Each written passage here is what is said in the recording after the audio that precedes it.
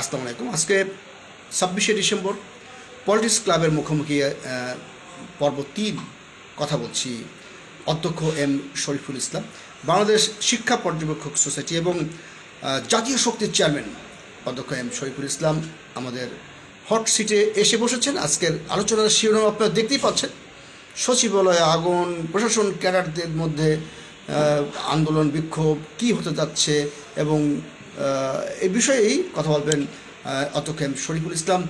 আপনি কেমন আছেন?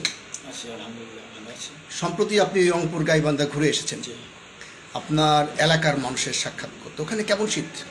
ওখানে প্রচণ্ড শীত, শীতে কাটছে, ক্ষুধের যন্ত্রণায় তারা কাটতে হতেছে। আচ্ছা আচ্ছা, তা একটু এত শীতের মধ্যে একটু আগুন কেমন লাগে? ভালো তাপ হয়?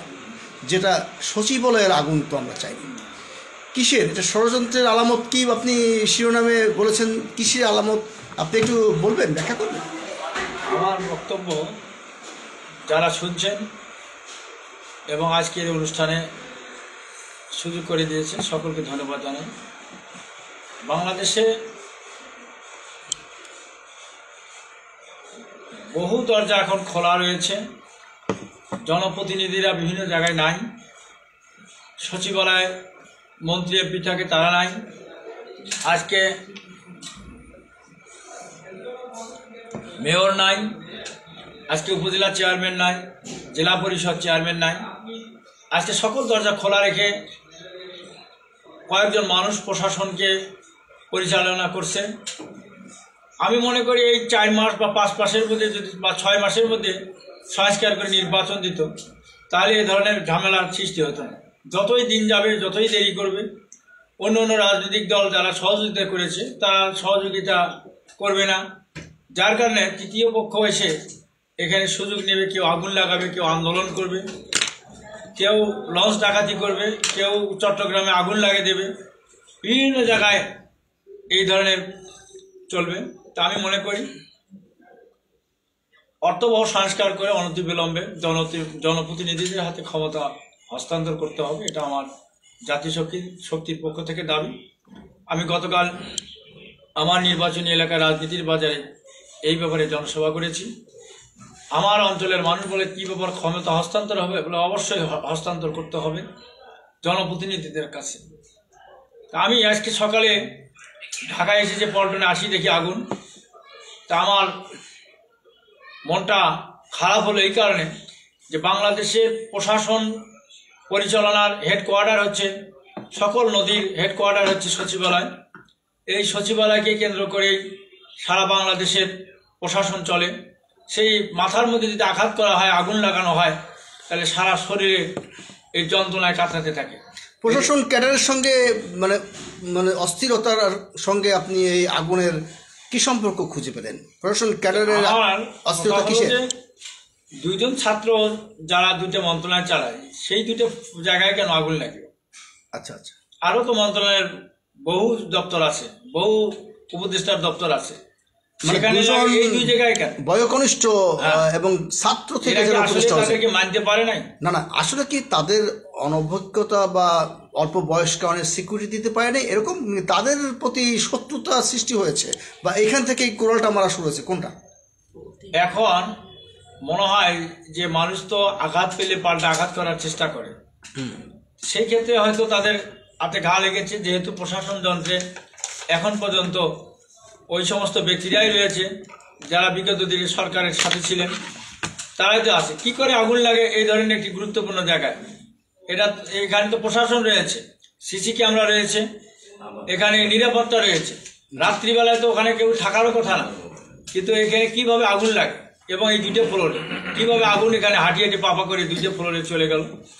যদি আমাদের পুরো সচিবালয় পুরো সরকার হয়ে যেত পরিকল্পিতভাবে, তাহলে বাংলাদেশের রেকর্ড যে প্রশাসনের, এটা হয়তো থাকতো না। অধ্যক্ষ এম শরীফুল ইসলাম, আমরা কথা বলছিলাম জাতীয় শক্তির চেয়ারম্যান অধ্যক্ষ এম শরীফুল ইসলাম এবং বাংলাদেশ শিক্ষা পর্যবেক্ষক সোসাইটির চেয়ারম্যান। তো এটা কি শত্রুতা না প্রতিহিংসা, সে বিষয়ে আপনি ব্যাখ্যা করবেন। আপনার বক্তব্য শুনছেন এইচএন নাদিম, শিবলি সাদেকিন এবং উম্মুল খায়ের সালমা। আপনি বলবেন এটা আসলে শত্রুতা নাকি প্রতিহিংসা? এটা শত্রুতা প্রতিহিংসা এটা তদন্ত করে বলতে হবে। সেই সাথে ফায়ার সার্ভিসের যে মারা গেলেন, এর জন্য আমার খুব কষ্ট হয় যে মানুষকে জীবন দিতে হচ্ছে, রক্ত দিতে হচ্ছে। গভীর রাতে একজন ফায়ার সার্ভিসের কর্মী মারা গিয়েছে।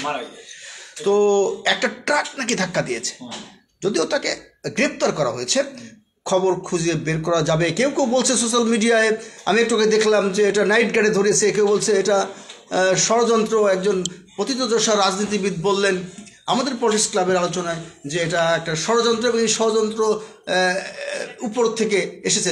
জয়ের এখানে ইন্ধন থাকতে পারে, আপনি কি বলেন? এখানে ইন্ধন না থাকাটা অস্বাভাবিক নয়, কিন্তু এটা তদন্ত করতে হবে। আজকে যদি সচিবালয়ে আগুন লাগে, পরের দিন খাদ্য গুদামে আগুন লাগে, আর একদিন তেলের ইয়েতে আগুন লাগে, এইভাবে সব জায়গায় যদি আগুনের ছড়াছড়ি হয়, গার্মেন্টসে আগুন লাগে, তাহলে এই দেশটা তো অর্থনৈতিকভাবে দেউলিয়া হয়ে যাবে। মানুষ তো ক্ষুধার যন্ত্রণায় মানুষ অস্থির হয়ে যাবে। আপনি কি আগুনকে ভয় পাচ্ছেন, নাকি ওখানে অনেক নথিপত্র পুড়ে গেছে সেটা আপনি শঙ্কা করছেন? নথিপত্র তো পড়া গেছে, কিন্তু দেশটার মেইন জায়গায় কেন আগুন লাগলো? হ্যাঁ, এখানে প্রশাসন কি করলো? ব্যাংক যে ডাকাতি হলো, ব্যাংক টাকায় হাজার হাজার কোটি টাকা চলে গেল, ওই সমস্ত ব্যাংকের কর্মকর্তাদের কি হলো? আচ্ছা আচ্ছা, কিভাবে টাকা মানুষ নিয়ে যেতে পারে? পশ্চিমকালও মানুষ চেক দিয়ে নিজের টাকা পাইতে পারে না একটু সইয়ের ভুল হলে, আর অবৈধভাবে কিভাবে হাজার হাজার কোটি টাকা, এদেরও বিচার করা দরকার। বাংলাদেশ ব্যাংক থেকে যখন ডলার চুরি হয়েছিল, তার কিছুদিন পরে বাংলাদেশ ব্যাংকের কোন এক ভবনে এরকম অগ্নিদগ্ধ হয়েছিল। কেউ কেউ বলছিল যে এখানে ডকুমেন্টস গুলো পুড়িয়ে দেওয়া হয়েছে।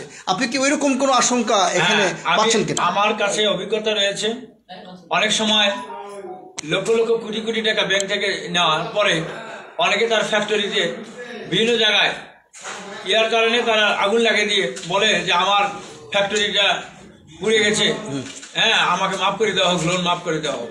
তখন আবার ওদের সাথে বসে কিছু টাকা দিয়ে এই লোনটাকে এইভাবে করে, এই ধরনের ব্যবসায়ীরা করে তারা টাকাগুলোকে, বাংলাদেশের টাকা এইভাবে তারা। আমরা আজকের আলোচনা শেষ করব, তার আগে আপনি একটু বলবেন যে এই পলিটিক্স ক্লাবের এই আলোচনা আপনার কেমন লাগে এবং আপনার পরামর্শ কী, এবং সেই সাথে গ্রিন পার্টির পক্ষ থেকে আপনাকে আমরা একটি সুদৃশ্য কলম দিতে চাই, এবং আপনি এই গ্রিন পার্টি লেখা কলমটি আপনাকে আমরা ধন্যবাদ দিচ্ছি। গ্রিন মানে সবুজ, আর সবুজ মানে হলো চির সবুজ, মানে মানুষকে সতেজ রাখা। বয়স বেশি হলেও মনটা যদি সুন্দর থাকে তাকে গ্রিন বলা যেতে পারে। আচ্ছা, এই গ্রিন পার্টিকে ধন্যবাদ। এবং আজকের যে টক শো হচ্ছে, আপনি কিছু মন্তব্য লিখবেন। আপনার কাছে একটি মন্তব্যের বই দিলাম, আমি সেই মন্তব্য লেখার ফাঁকে দুটো কথা বলে আজকে অনুষ্ঠান শেষ করব। আপনি জাতির উদ্দেশ্যে 1 মিনিট বলবেন মন্তব্য লেখার পরে। আমি রাজু আহমেদ খান, গ্রিন পার্টির চেয়ারম্যান এবং পলিটিক্স ক্লাবের প্রধান সমন্বয়ক। আমাদের সামনে আজকে পলিটিক্স ক্লাবের মুখোমুখি হয়েছেন অধ্যক্ষ এম শরীফুল ইসলাম, বাংলাদেশ শিক্ষা পর্যবেক্ষক সোসাইটির চেয়ারম্যান, এবং উনি জাতীয় শক্তির চেয়ারম্যান। আপনাদের জাতীয় শক্তির কতটুকু শক্তি আছে সে বিষয়ে কিছু আঁচ দিয়ে স্পর্শ করে আপনি জাতির উদ্দেশ্যে 1 মিনিট কিছু বলবেন। জাতি কোন দিকে যাচ্ছে এবং জাতির জন্য জাতীয় শক্তির কি বক্তব্য আছে? আমি মনে করি অতাসিমু বিহাবলিল্লাহি জামিউ আলা তাফারাক, সংঘবদ্ধভাবে যেন ইসলামকে আঁকড়ে ধরতে হয়। বাংলাদেশে এই মুহূর্তে সকল রাজনৈতিক দলের ঐক্যমত হওয়া প্রয়োজন। 2-1টি দল তারা যেভাবে এই আন্দোলনের সুফল ঘরে তুলে নিয়েছেন বা ফল ভোগ করতেছেন, এটা আসলে অন্য অন্য রাজনৈতিক দলেরা তাদের দীর্ঘশ্বাস হয়েছে। একটা কথা মনে রাখতে হবে, সব সাপের বিষ নামা যায়, অভিশাপের বিষ নামা যায় না। আজকে গুটি কয়েক রাজনৈতিক দল এই রাষ্ট্রের এই আন্দোলনের ফসল নিচ্ছে, কিন্তু অন্য দল পাচ্ছে না, তাদের খোঁজ নেওয়া হচ্ছে না। আমি মনে করি ইউনূস সাহেব যদি রাষ্ট্র পরিচালনা করতে চান। আপনার কথা শুনছেন মাসুদ জামান সোশ্যাল মিডিয়ায়, তাকে অসংখ্য ধন্যবাদ। বাকি অংশ শেষ করবেন, আজকে আলোচনা আপনার কথার মধ্য দিয়ে শেষ হবে।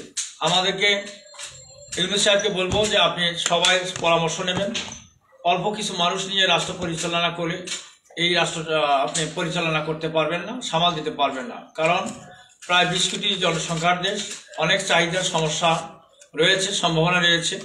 আমাদের ক্ষুধা রয়েছে, নদী ভাঙন রয়েছে, কর্মসংস্থানের অভাব রয়েছে।